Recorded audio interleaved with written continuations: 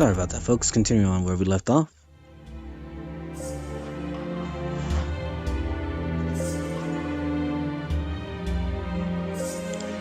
This is the heart of the Atlus Institute. We're underground, but there's a Sky Master. This place is the size of a city. I can't believe they were able to build such a vast structure here. This sure looks like an academic institute, alright. They have everything necessary for humans to live their lives. This would help the students keep sound minds, even if the sky was artificial. That obelisk is the center... Oops. Sorry about that, folks. That obelisk is the center... In the center is the Atlus Institute's greatest recorded medium, a pseudo-spinatron calculation engine dubbed Tri-Hermes. Trismegistus in Camelot was based off of it. Now that you mention it, its construction... That's right, it looks just like Camelot's command room. Although most of it is buried in sand now. Now then, we've already acquired the access rights. Normally we would just ask the staff, but as you can see, this place is completely uninhabited. I feel a little sorry, but we'll just have to use it without their permission. Yes, but I wonder why the staff aren't present. It may be buried in sand, but all the equipment seems to be operating like normal. The answer is obvious. This is Atlus 2018, in other words, the one from your time period. Atlus from our time? Now that you mention it, Da Vinci said something like that. Something about how in Egyptian territory there is a foreign object from yet another era. It must have been this. I believe so. The mages may have been incinerated, but the Atlus Institute itself didn't vanish. Now, let's get to the main issue. Tri-Hermes contains recordings of all events. Since we aren't alchemists of Atlus, we wouldn't understand everything it contains, but the simple truth we should be able to understand the results. It would be like looking at a mathematical equation solution. What are you checking?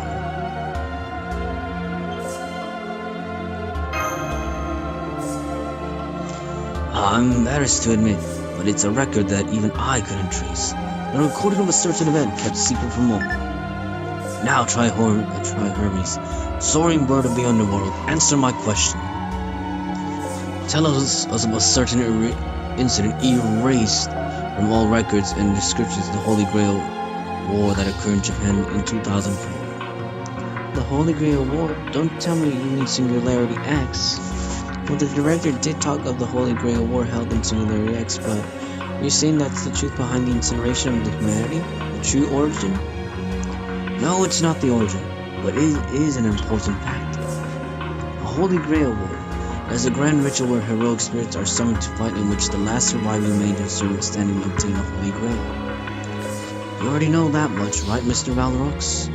Very well, that ritual did indeed take place in 2004, located in the Serpent City of Japan. I checked the records of this war, however I couldn't figure out what happened during its course or how it concluded. The only traceable data was from when the Holy Grail War started, the identities of the 7 mages who sought the Holy Grail.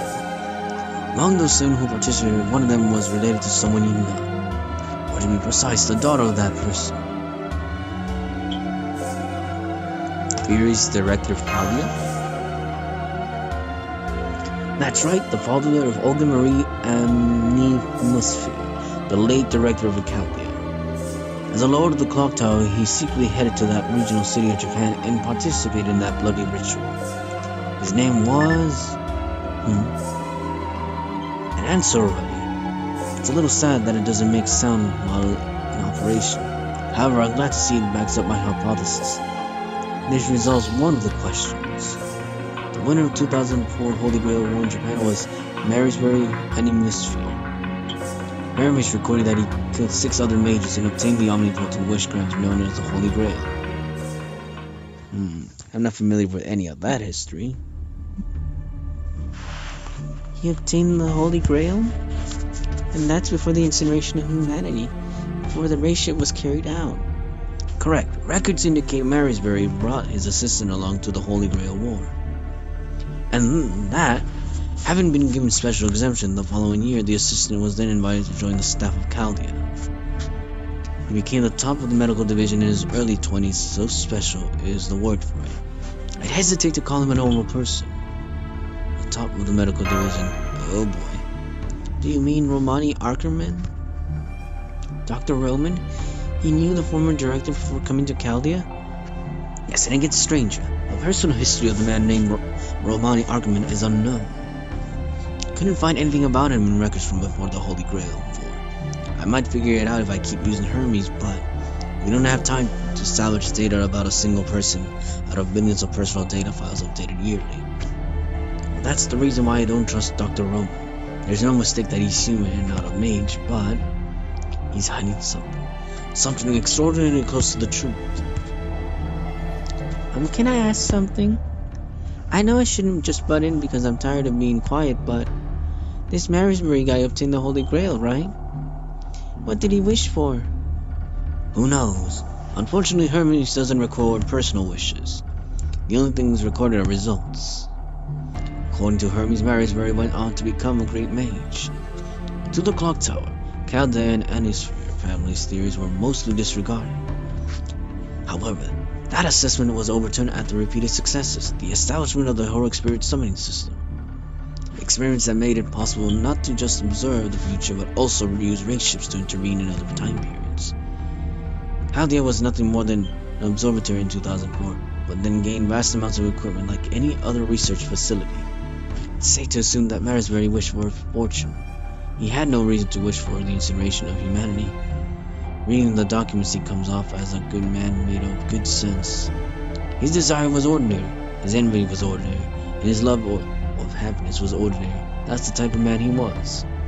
In that case, he was either used by a third party, or he stepped into a minefield of destruction without even noticing it himself. A third party, like Professor Lev? Lev Laner was appointed to Chaldea at the turn of the century. That coincides with the time when the technology to construct our observation lens, Shiva, was provided to Chaldea. Lev Laner was working under the King of Mages, I have no doubt about that. To be honest, this causes me the biggest headache. Chaldea caught an eye of Lev, and he infiltrated it. In that case, there must have been some issue at Chaldea before the Holy Grail War in 2004. That war was just a way for Marisbury to obtain capital. There's a possibility that it wasn't related to the incineration of humanity. With that in mind, I don't want to say this, but it would mean this about Romani Ackerman. You don't know what he was doing, but he had no connection to the incident. A simple nuisance, a mystery. Someone who doesn't really matter at all. That's the conclusion that I can draw. What's that supposed to mean? That's ridiculous. Sounds just like Roman. A mystery's someone who doesn't matter.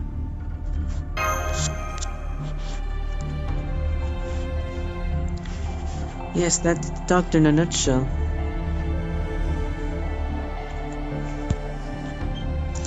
Personally, I still see him as an important person of interest. You shouldn't tell him anything that you heard here. We can't trust him until his secrets are clear. At the very least, Romani Ackerman knows the conclusion of the Holy Grail War and never told you. Oh, wow. Now that wraps up the facts that I wanted to know. Next is your turn, but before that, when I searched through the records of Chaldea, I found an answer for you, Miss Camelot. I'm sorry if this seems like it's just tacked on, but do you mind if we speak about it? An answer for me? Oh, do you mean what we talked about on the way here? About the true name of the heroic spirit who transferred their power to me? Exactly, I came to a conclusion already, but I had no clear proof, so I spoke ambiguously. But now I can tell it to you as fact. Are you prepared to hear, Miss Camelot? Wait a minute, that's something for Lady Mash to discover for herself. We shouldn't be the ones. No, I must speak my mind. I'm sure everybody has already realized it anyway. Only fools would continue to avert their eyes from the truth. Are you saying that Miss Camelot is a fool? I say no, Sir Bedivere, and besides, what are you so fearful of? That knowing her true name wouldn't change anything. That it wouldn't help her develop her noble phantasm? I declare that is an unnecessary concern because Mash Camelot's spirit is already complete. Her fears don't depend on whether or not she possesses a noble phantasm. Also, even if her noble phantasm fails to develop, she'll never stop standing up for her beliefs.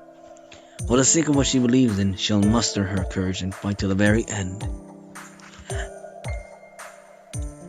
Apologies, I unshamedly flew into a rage. Anyway, do you mind if I speak openly now? This fate was bestowed upon you. The name of the heroic spirit who saved your life. Master, is this really okay? It's fine, although Roman's not here. Okay, although I wish it was something a little more special.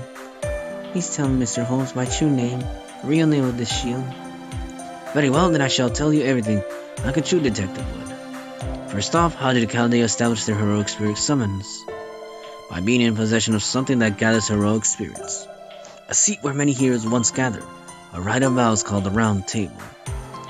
Chaldea processed that relic, using it as a catalyst for summons and buried it in the body of a fused being. I'm sure you can understand this, Mr. Alvarox. While the weapon she carries looks like a shield, that's not exactly what it actually was. That the first servant you contracted was actually the groundwork for gathering many heroic spirits. Heart is literally a round shield. Yes, perhaps something of a pun. Something to applaud the Chaldea engineers for. The core of her holy round shield is the round table itself. Now listen well, Miss Kitty Light.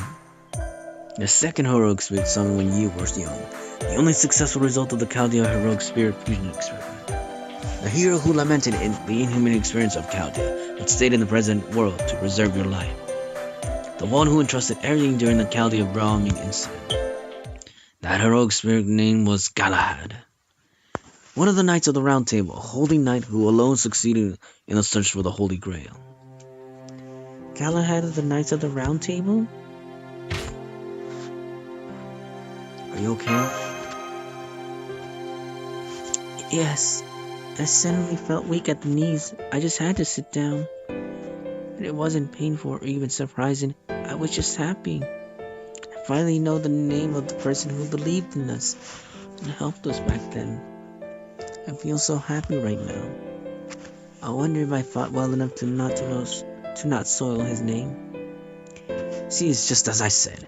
She's just that kind of girl. She never forgets gratitude.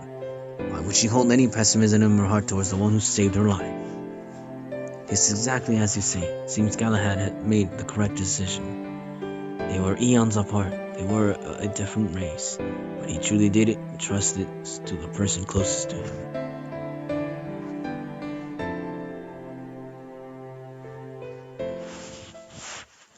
Oh, poor little Mashu.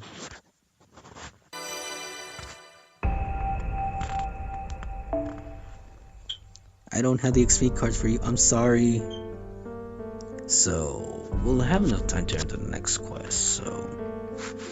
And it'll probably be the last one for the day, seeing as how we're cutting it close for AP as well. But before we enter the next battle, looks like we'll be facing... Let's see...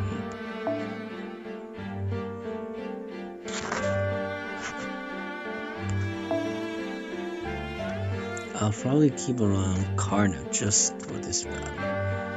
I don't think I will need Weaver, but it'd be nice to have Weaver. So this is what I'm gonna do.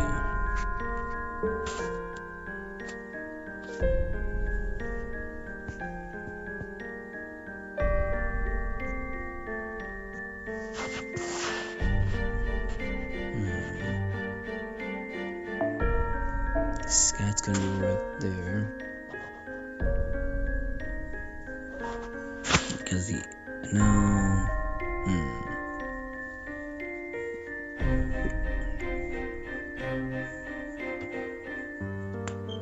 No.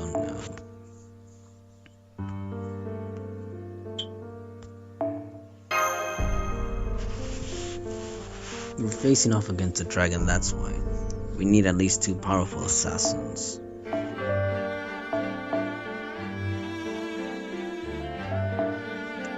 Single target is more preferable to anything else. But I get the feeling even Scat could do her own damage. But I think for this we at least need... Karna will take out the mob in the next round. And Liz, she can take out that one. I'm trying to think though, are there not any lancers that can Let's see.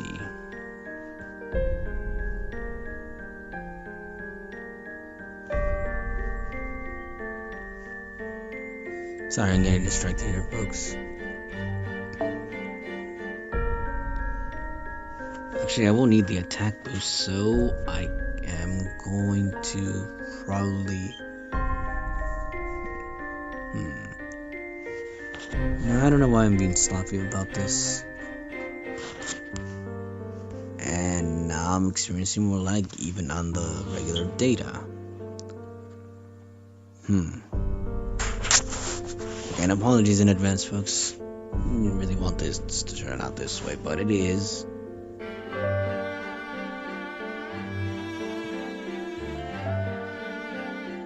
Okay, her picture displayed, yes, something. This is what I get for being impatient, I suppose. We can leave Liz there, but I'd rather put someone else.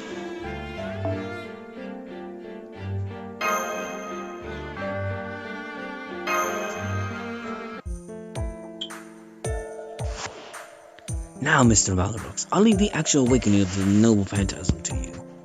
But I fear Hermes is not doing very well. Almost certain it'll run out of power. I should reflect on my actions as well. It would seem my plan to search for enchanting unsolved mysteries has somehow backfired. Mr. Holmes? Please, fear not. It will work, but only one more time. I never miss the truth. The Lion King's secret lands Rongomenia. You must know why it exists. Needless to say, I have heard of this name as well, but I've never set eyes upon it. Hermes shows the truth that lies behind it. I see. Senpai, it looks like the search is complete. Hermes seems rather useful. Woo-hoo! The lands that the Lion King possesses, how much do you know of it, Sir Bedivere? Very little. The king had a number of holy artifacts aside from the sword. I imagine Rongomenia is one of them. Even the Knights of the Round Table were not informed of it. Merlin called it the Tower at the Ends of the World. A pillar of light that stands far west of the Isle of Britain. A tower that stands beyond the horizon at the edge of the world. A tower, but it's a lance, right? I mean, I understand they're both long and pointy, but... That answer is beyond me, I fear, Mr. Holmes. There are two lances, Ms. Longzong. First is a massive tower that pierces this world. The lance in its physical form. It is an indication of the lance's strength. It would seem that it indeed exists as a tower, but it cannot be accessed by humans. Most importantly, it exists at the edge of this world. One can never reach the edge no matter how much they walk. The tower stands at the edge of this world, seeing all of mankind and protecting it. So you're suggesting it's a powerful magical tower with a great view. And the other is the lance the Lion King wields. Think of this as the shadow that this tower casts upon this world. A personal weapon that allows the user to use the skills, the authority of the tower. So the tower is the mainframe while the lance is the terminal? A great analogy, Miss Kittylight. The tower will continue to exist at the edge of the world, while the lance is held by the tower's keeper. The only mystery that remains is why the tower is pinned on this planet. There's a theory that our world, the human world, is nothing more than a texture placed upon the surface of this planet. Our understanding at this planet is really intelligent life, the laws of physics as we know it. The texture that results from this understanding is our world, and it's sewn tightly put to this planet so as to not be removed. What keeps it in place, my friends, is the phenomenon known as the tower at the ends of the world. And this tower is not limited to the Isle of Britain either. There are several around the world, one of which is the sacred lance currently in the Lion King's hands. The tower at the ends of the world. I understand what it means. The king is trying to use such a dangerous thing to... It's like a pagoda, a vessel for receiving faith, I get it. But how is that related to the state of the holy city? What does the Lion King intend to do with it? Most likely the Lion King intends to use the lance as the tower. The Lion King intends to create an ideal war at the holy city by gathering only the chosen ones. Not simply a pure human being, but one that will always do the right thing no matter what. According to Hermes' calculations, sacred lands can store up to 500 souls. The holy city was built over the holy land in a single night. It seemed impossible not until you understand why. That city is the sacred lands itself. The people that were brought to the city have all been sealed inside it. The Lion King claims that he is quarantining pure humans, but the truth is that he's not letting them get away. It's an elaborate trap. Impossible. The city is Camelot. The details may be slightly different, but I've no doubt it's Camelot. How could that be turned into such an evil? No, Mr. Holmes' deduction is correct. That is not Camelot. True, the castle Camelot was created by fairies. It's no wonder it appeared overnight. That's not right. I had a really bad feeling from the moment I saw it. That's the outer shell of Rongomenium. It is not something that will save humanity. And what will happen to all the people inside the holy city? They must live lives of captivity while being protected by the king. To live or to die, that is not the issue. All those in the holy city will be consumed by the lance. The sacred lance is similar to the Atlus Institute. It's a shelter, Sir Bedivere. However, there is no room to exist as a life form. All of them are being herded as virtuous human elements. Eventually, the holy city will converge and become a single tower. Inside of that tower is a smaller version of hell. You who have not been gathered in this so-called utopia to live, you are samplers. To be stored for all eternity underneath the Lion King's command, as though displayed in a case to show the value of mankind. How could this? Whoever is behind such a malicious deed can't be human.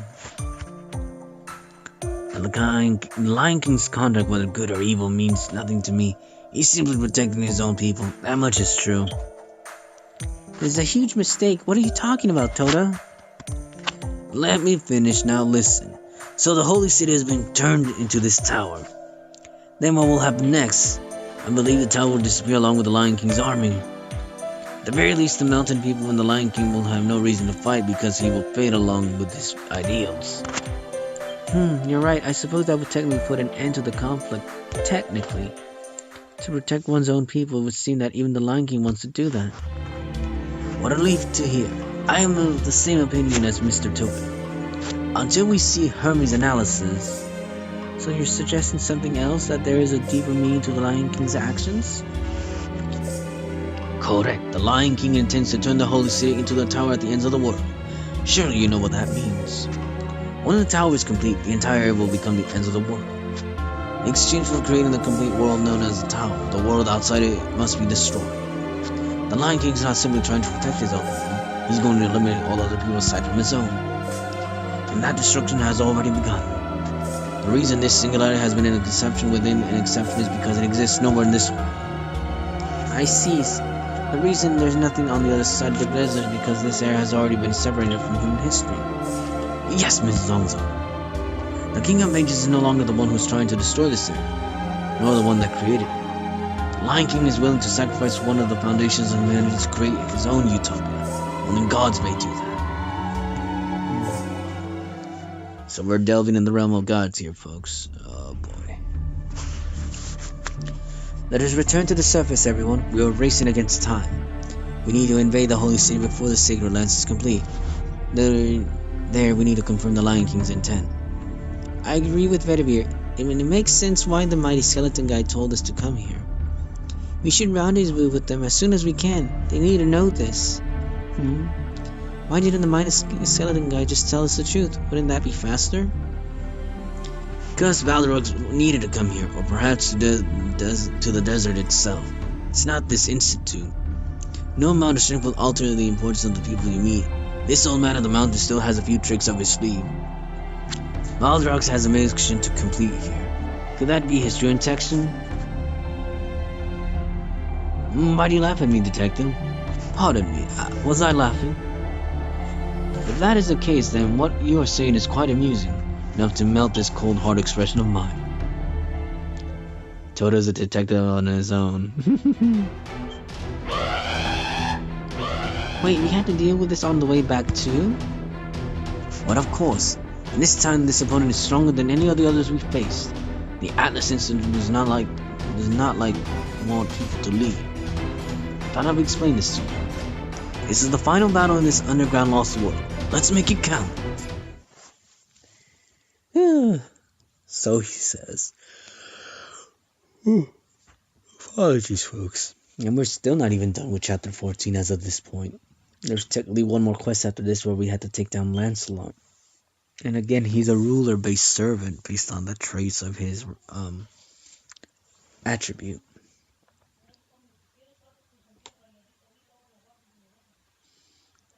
his fears. Class affinity alteration. Gain the class of affinity of ruler and immunity of debuff. Like I said, we're facing automated defenses and a great dragon. The great dragon is going to be taken down by using the child.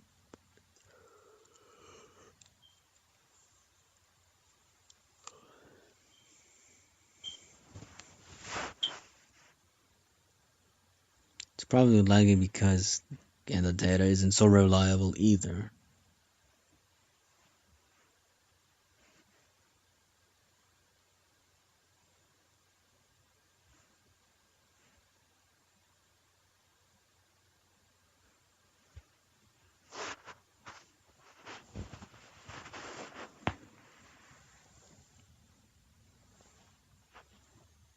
Bear with me, folks. We're almost done here, so let that be that.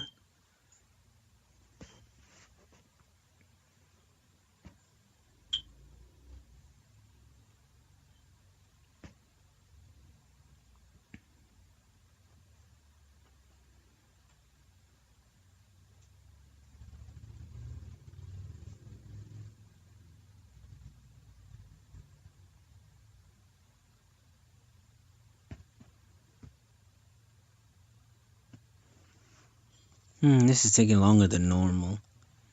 I apologize, folks. I didn't expect it to turn out this way, but it did.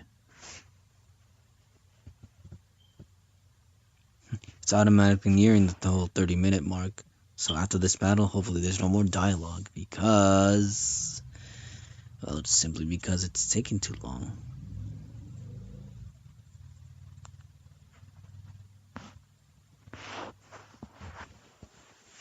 I might as well entertain, I guess, with my own thoughts. Let's see. Well, seeing as we're nearing the end, the next battles to come looking on ahead, seeing, like I said before, we're going to be facing Ozymandias soon. Not until chapter, 15 though. I mean, like I said, it's pretty close because we'll be facing against first Nidocris and a bunch of soldiers. Then the great god Amun-Ra, which happens to be another demon pillar for those of you. Again, spoilers right there, folks. I know I should put spoiler content out there. Then again, you know what? The game's been out for, 2 years already, so we're already spoiled. Well, for those of us that haven't looked on ahead, I guess you're not spoiled. But still. Finally.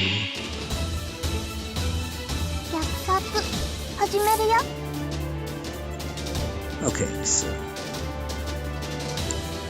Little Jack, do your thing.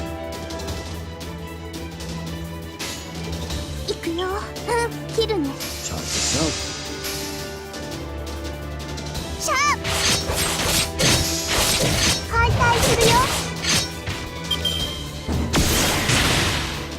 How dare you hurt the child?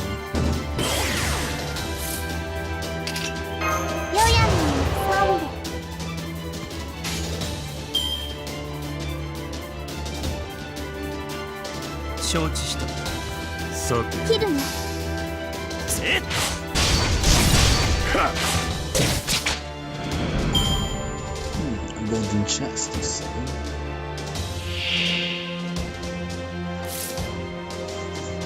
Oh, I know what to do here. I didn't even need to put him right there. Actually, no, I might leave him there still since he's single target.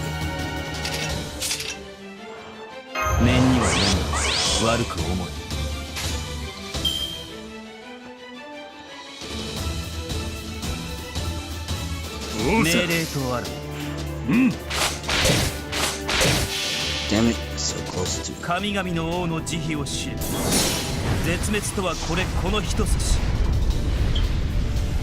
焼き尽くせ、バサビー・シャシー。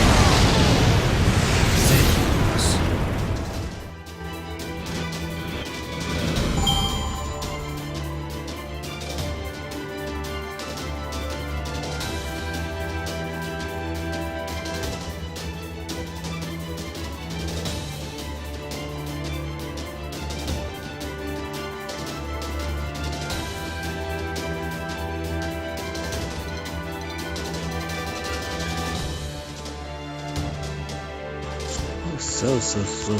I'm sorry. Still one hearing underway.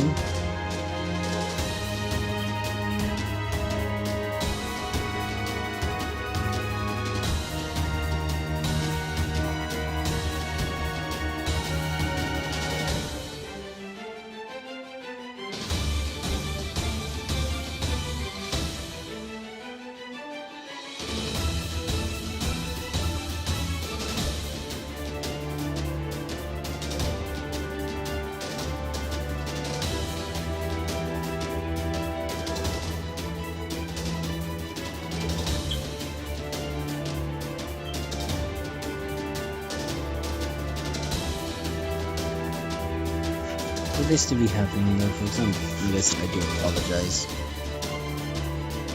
I never meant to turn out this way.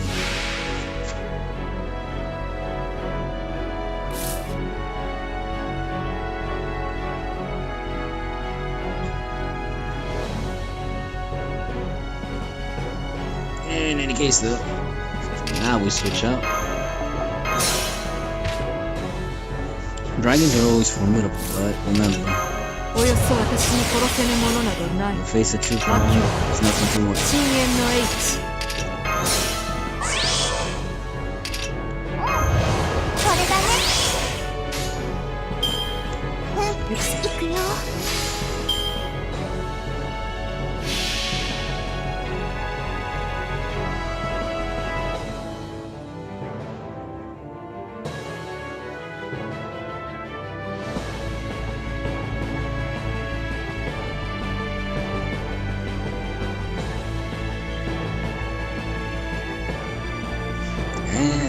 'Cause like I said, I'm kind of done with this for right now.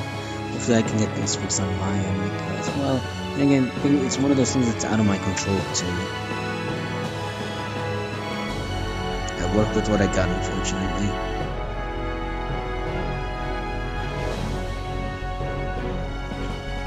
What I got isn't the best, unfortunately.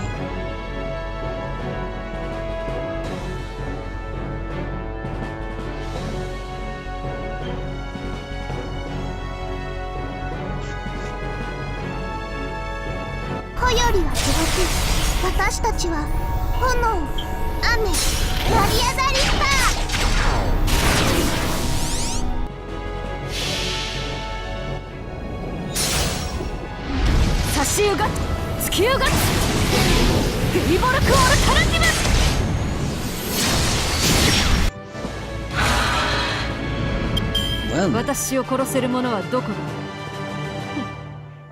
だ。いるはずもないか。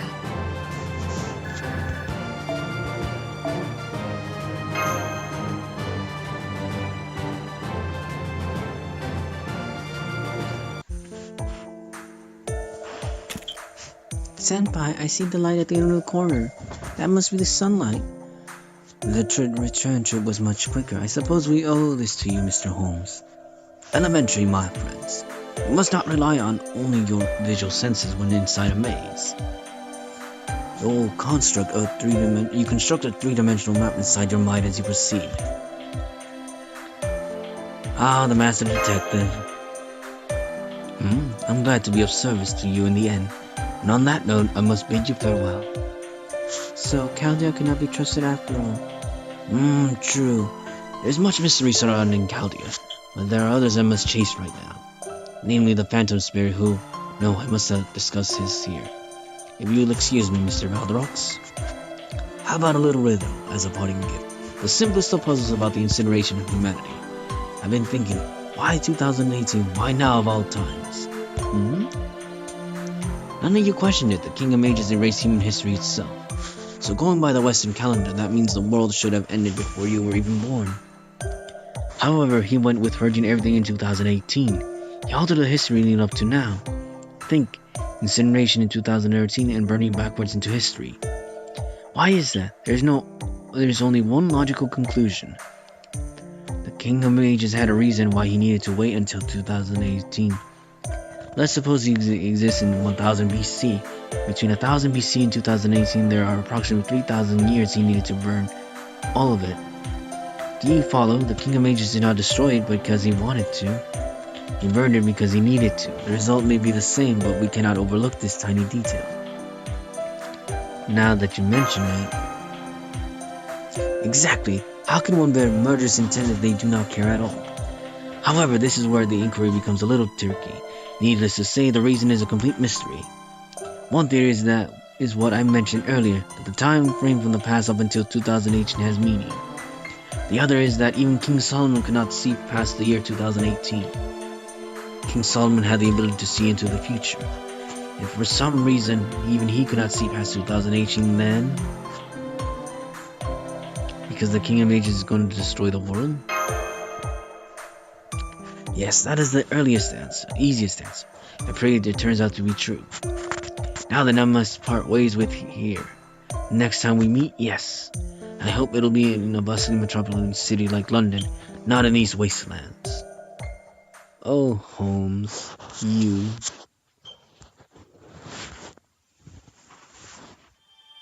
And with that, folks, I conclude my journey.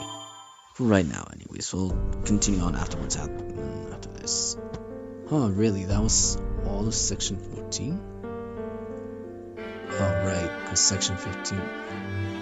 Oh, that's section 15. So it's not chapter 15. Odd, but we'll leave it as that. In any case, though, this is your host, Lord of Valorox. I wish you all tons of luck on this singularity. I know I'm having my ends and ears with this, but still I know you guys can make it out of this unscathed. And as always seek help if you need it. Good luck with the gacha, and good luck with the singularity.